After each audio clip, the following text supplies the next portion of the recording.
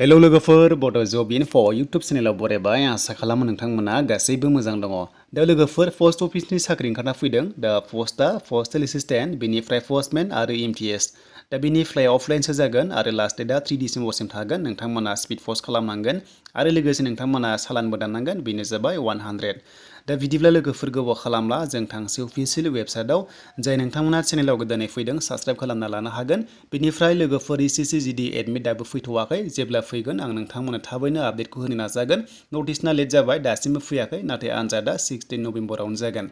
दा बिदिब्ला लोगोफोर जों बेयावनो अफिसियेल नटिफिकेसन डाउनलड खालामनो हायो आरो बेनिफ्राय गोबां रोखोमनि जों बेयाव नटिफिकेसन नायनो हायो। दा बेनिफ्राय लोगोफोर नोंथांमोना अफिसियेल नटिफिकेसनखौ पिडिएफ फाइलखौ डिसक्रिपसननिफ्राय डाउनलड खालामदो, डिटेल्सआ दंखाजोबो। बेयावनो नोंथांमोना गासिबो डिटेल्सखौ फरायनानै लानो हागोन। दा बिदिब्ला लोगोफोर जों नायनोसै अफिसियेल नटिफिकेसन। दा बेनि क्वालिफिकेसना लोगोफोर 10 पास 12 पास जानाय लोगो लोगो एप्लाइ खालामनो हागोन आरो नोंथाङा ग्रेजुवेट जादोंबाबो एप्लाइ खालामनो हागोन। नाथाय एक्सट्रा क्वालिफिकेसन नांगौ आरो मानो नांगौ आरो मा नांगौ आं बेखौ नोंथांमोननो गासिबो डिटेल्सखौनो होगोन। बेनो जाबाय स्पर्ट्स सार्टिफिकेट नांगौ। दा स्पर्ट्स पार्सनफोरा एप्लाइ खालामनो हायो आरो बेनि एप्लाइआ डिसेम्बर 3 सिम थागोन। नोंथांमोना बेयाव नुनो मोन्दों। दानिया जों नायसै दा भेकेन्सि बेसेबां दङ आरो लोगोसे सेलारि बेसेबां मोननाय जायो। दा बिदिब्ला लोगोफोर बे पस्टआ जाबाय नर्थ इस्टनि थाखायल', नाथाय लोगोफोर आसाम स्टेटआव भेकेन्सि गैया। अब्लाबो नोंथांमोना अरुणाचल एबा नोंथांमोना मेघालयनि थाखाय एप्लाइ खालामनो हायो। दा स्केल फीआ पस्टेल एसिस्टेन्टआवहाय 25,000निफ्राय जागायगोन 81 सिम आरो बिनिफ्राय पस्टमेनाव 21 निफ्राय 69 सिम आरो एमटिएसआव लोगोफोर 18 निफ्राय 56,000 नोंथांमोना पार मान्थ मोनगोन। थ' बिनिफ्राय लोगोफोर दानिया भेकेन्सिया जोबोर खम। दा भेकेन्सि होनाय लोगो लोगो आसामाव गैयाब्लाबो नोंथांमोना एप्लाइ खालामनो हायो नर्थ इस्टआवनो, नाथाय नोंथांमोननि माखासे क्राइटेरिया गोरोबनांगोन अब्लासो एप्लाइ खालामनो हायो। दा बिदिब्ला बैसोखौ नायनोसै।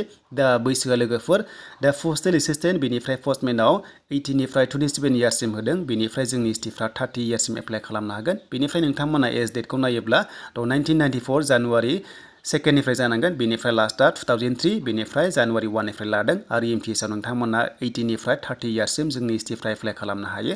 दा बेयावबो नोंथांमोना 1996 मोनदों, बेनिफ्राय 2003 सिम। दा बिनि गेजेराव नोंथांमोना जोनोम जादोंब्ला एप्लाइ खालामनो हायो। दा पस्टेल एसिस्टेन्टआव एप्लाइ खालामबा 12 पास जानांगोन एबा एचएस पास जानांगोन। बेनिफ्राय नोंथांमोना कम्पिउटार नलेज थानाय जानांगोन, अब्ला बे पस्टआव एप्लाइ खालामनो हायो। हौवाफोर हिन्जावफोर गासैबो एप्लाइ खालामनो हायो। दा बेनिफ्राय जों नेक्स्टआव नायनोसै, गोबाव खालामला जों गुबुन पस्टआव नायनोसै। पस्टमेनाव बेसेबां नांगौ।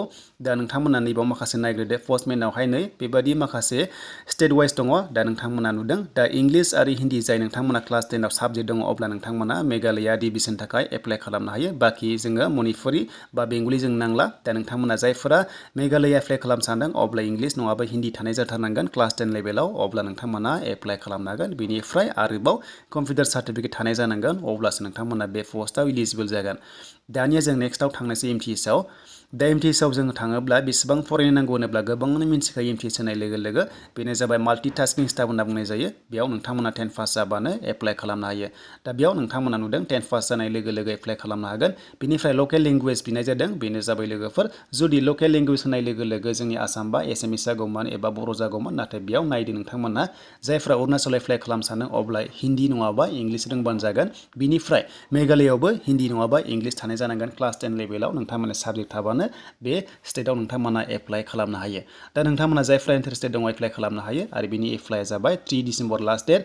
आरो दानिया स्पर्ट्स पार्सनासो एप्लाइ खालामनो हायो। बेयाव बिदों स्टेट नोंथांमोना रिप्रेजेन्ट खालामनाय दङब्ला एबा गेलेनाय दङब्ला सार्टिफिकेट दङब्ला एप्लाइ खालामनो हागोन। बेनिफ्राय नेसनेल लेभेलाव गेलेनाय दङब्ला एप्लाइ खालामनो हागोन।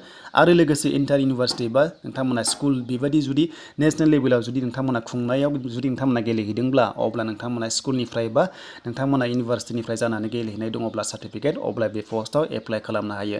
दा एड्रेसा बेनो, नोंथांमोना बे एड्रेसाव हरदो। नोंथांमोना बेयाव नुनो मोन्दों। बे एड्रेसाव नोंथांमोना हरबानो जाबाय स्पिड पस्ट खालामनानै, आरो नोंथांमोना सालान दानांगोन 100नि।